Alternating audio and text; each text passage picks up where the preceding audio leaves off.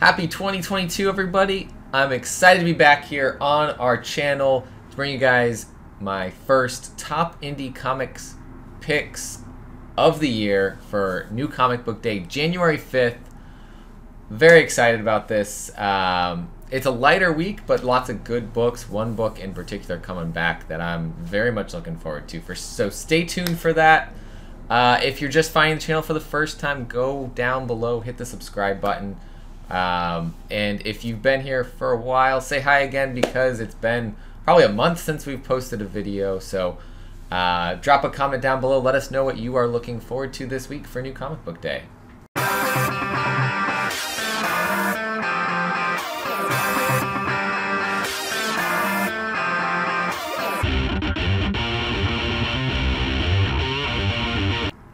Welcome back, everybody. Let's get into the top 10 picks this week for indie comics for New Comic Book Day.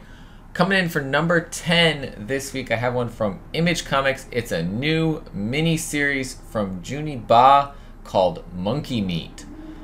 They are bringing this new fantasy universe. It's an anthology series. The Monkey Meat Company made its fortune selling cans of processed meat all around the world. Using that money to fuel their wacky experiments, they turned their native island into a magical hyper-capitalist hellscape where even demons have to pay rent. Follow the lives of the creatures of Monkey Meat Island in this fun, action-packed romp. Each issue is its own story. And this is, like I said, it's an anthology, so you can pick up whichever ones you want throughout this. 5 issues. Looks like the art's pretty cool. I mean, it's Juni Ba's style, so going to expect that certain type of art in this book. There is a preview on the previews website, so you can check that out. Yeah, looks like a pretty cool story, pretty cool little anthology series, so check that one out. That is from Image Comics, and that is my number 10 pick. Number 9 this week is the ending of a series that I've been really enjoying. It's an 8-issue series. It's Marjorie Finnegan, Temporal Criminal, from Garth Ennis and Goran Sudzuka and Miroslav Mrva. She's Marjorie Finnegan. She's Temporal Criminal. What more do you need to know? This series has been a lot of fun. Lots of little twists and turns.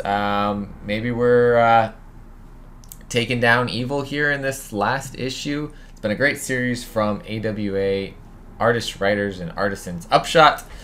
Garth Ennis doing some of his classic work here.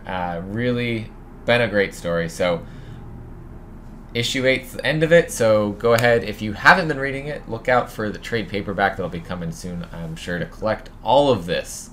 But that is my number 9 pick this week for the indie comics. Coming in for number 8 is issue number 4 of Frontiersman from Image Comics. This one from Patrick Kindlon, Marco Ferrari, cover art here by Maurizio Rosenwig. Frontiersman is visited by another figure from his past, an Amazonian giant who doesn't care about blurring the line between hero and villain, or nemesis and lover.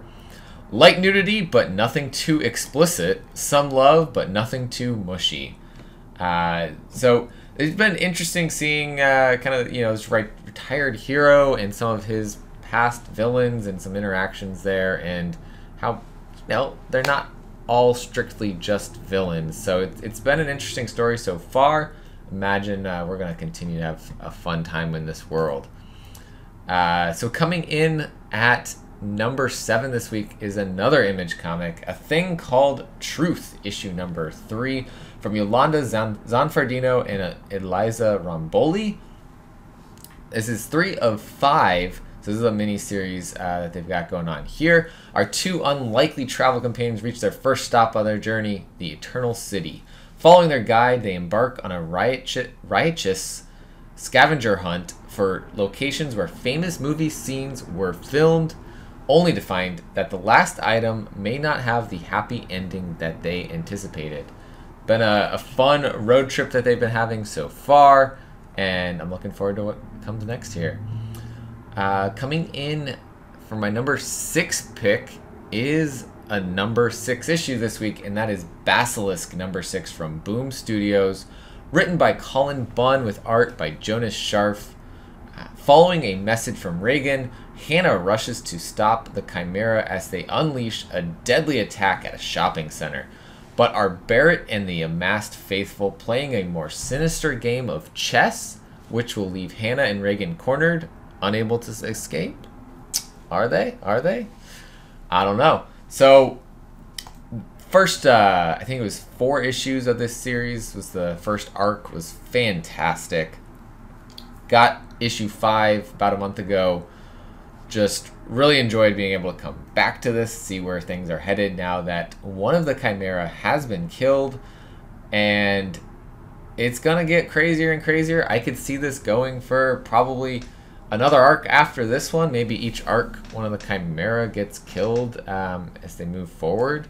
And as one Chimera gets killed, the remaining ones get stronger. Kind of absorbing powers is what I believe I took away from that last issue. And Colin Bunn's just weaving such an awesome story here. And Jonas Scharf's art has been phenomenal. So looking forward to this one coming out this week. Coming into the top 5, we've got another Boom story here. Boombox story this time. This one's Buckhead, number 2 from Shobo Coker and George Kambadias. Toba's idyllic view of Buckhead has been shaken after he witnesses strange experiments, kidnappings, and more of the mysterious men in black suits. Following a lead, Jasu and Toba discover the unexpected connection between the Elseverse's game's purpose, origins, and someone close to Toba. There's more to Elseverse and Stone Industries than Toba originally thought. Much more, and the town is in danger. Toba is no match for the goons and the intelligence Ewan, but maybe with the mysterious girl he's been seeing around town, he might stand a chance. This first issue of this was very... I was thinking it was going to be a fun time, but it was way better than expected, and it's Boombox. Those stories seem to always catch me off guard, and then I end up really loving them. So this one's another one falling into that category for me. Absolutely enjoyed the first issue and what could happen with this story. So looking forward to this one. It's my number 5 pick for Indie Comics this week. And coming for number 4 is in issue number 5, Not All Robots, wrapping up this week from AWA Upshot. We've got a story written by Mark Russell with art by Mike Deodato Jr. and Lee Luridge. Covers, as always, by Raza here. In the year 2056, robots have replaced human beings in the workforce. I think this is actually just a... description that they placed on all of theirs, not a new one for this specific issue, but we've seen what's happened with the robot uprising and how the robots are being replaced by these different, more human-friendly versions, and so they are kind of... I feel like we're going to have a little bit of a team up between the robots and the humans to maybe get rid of these replacements and kind of bring back the status quo, or we're going to see some sort of technological, not extinction, but, ending to all of this. So definitely interesting to see what will happen in this concluding issue here.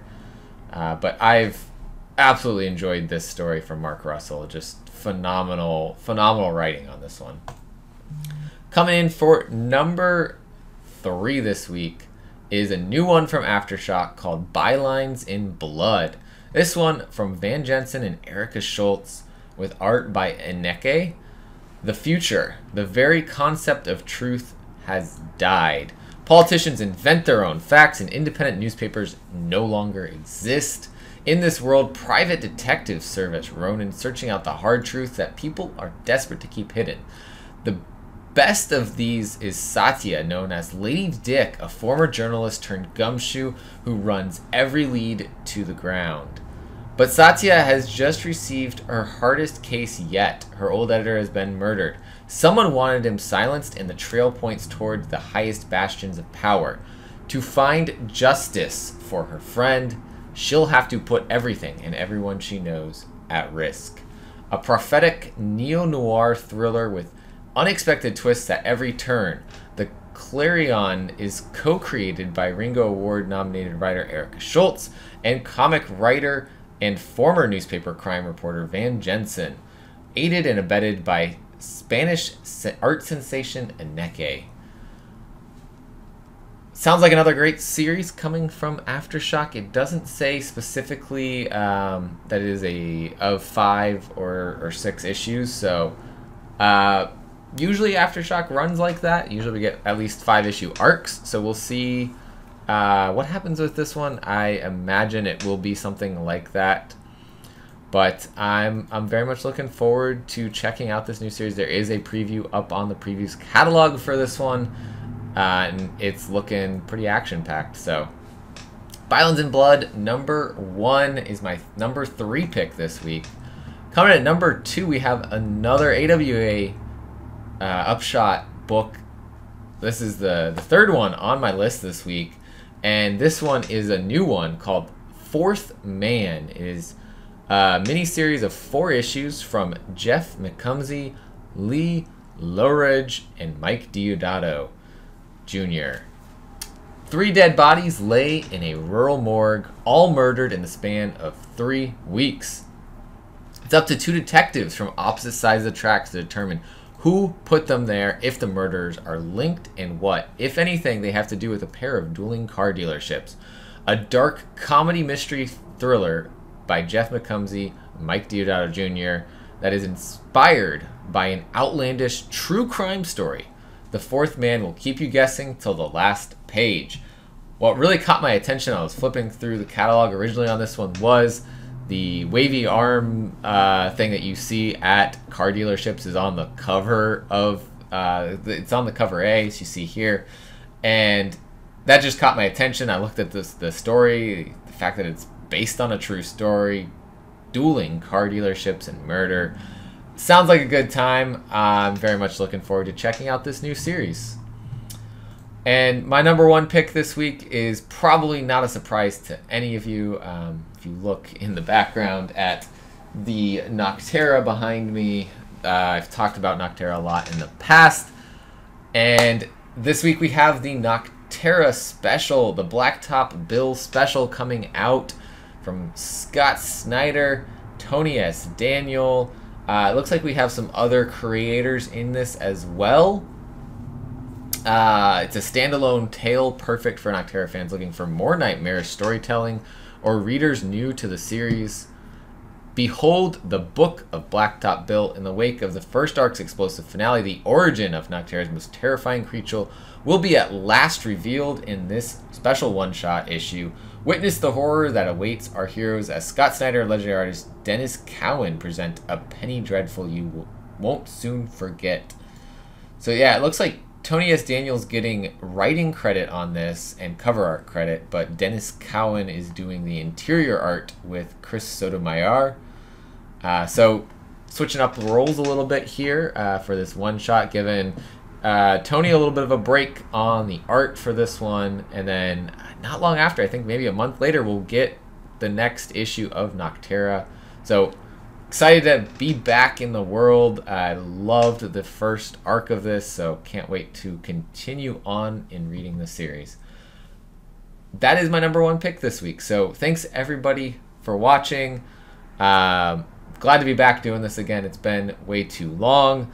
So if you're new here, go join us with the channel. We will be getting things rolling again over here, and can't wait to bring you guys more content, some new content, and new exciting things in 2022. So, as always, collect what you love. We'll see you next time.